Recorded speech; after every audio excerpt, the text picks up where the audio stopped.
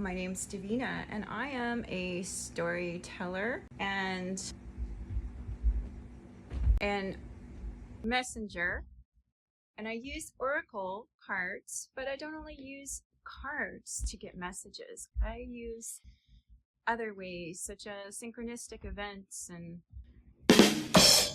sometimes I don't even understand why this synchronistic event is occurring. So it makes life a little bit mysterious. How many of you like a mystery? A good mystery. So I thought I was gonna die yesterday. I did, from stress. And because I'm still here today, I feel like that I need to relay some messages for whoever's called to this video. Yesterday was very peculiar. I've been having a lot of stress in my life, and you know, sometimes when you get sick, which I was recovering from this flu that's going around, and you know, it kicked my butt. I was tired. I was in bed for several days, almost really a week, because when you feel like you're doing amazing and you're completely well, all of a sudden you get this stressful event and your entire spinal cord and nerves is all on fire again. I hope you don't mind the cat energy. I have a few kitties because I used to resonate with the St. Clairs of Assisi. I don't know if you want to hear this. You probably would rather not hear what happened, but whatever happened was like wires crossed. I never asked for it. I didn't want to experience that kind of weirdness. How many of you have ever had to call a wrecking service because your vehicle just went out on you and you barely made it home because you had to put on your hazard lights and your power steering went out when you picked up your kid from school? Hopefully you'll never have to experience that. But if you've ever had that situation, most of us have been stranded on the road somewhere with a flat tire or something, okay, if you drive a vehicle. So I called the place that I was going to have my vehicle towed, and they gave me a number, which it worked a year ago, 11 months ago. There's something special with 11, number 11, the 11th hour, which is the name of my new episode, the 11th hour, where we discuss things in the world.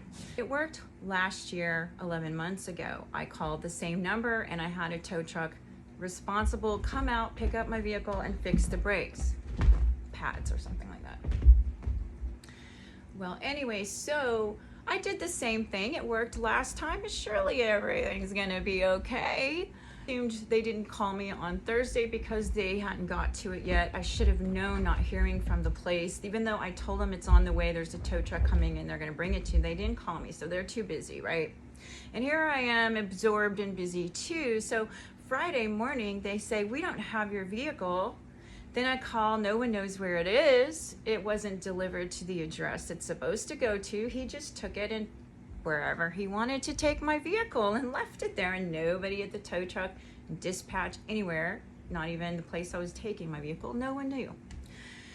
So I'm on the phone, it's getting worse, it's all tangled lines, miscommunication, people not knowing, no notes, just unprofessional, crazy chaos. Eventually, I'm like, something's not right. They've had my vehicle over 2 days at the wrong place. I called, you know, I was on the phone. I was calling every place that it could have been in town, except for I don't know every place, so I missed something. So I called the sheriff. He came out, and he was really good. He found it. He went out to some places, and he actually found my vehicle. Well, then this morning I find out they couldn't get it because the place is closed and there's no key. The key's in the Dropbox and blah, blah, blah. So anyway, so to make a long story short, there are times in life when we do the same thing because it worked before and it doesn't work anymore. Maybe the service is declined.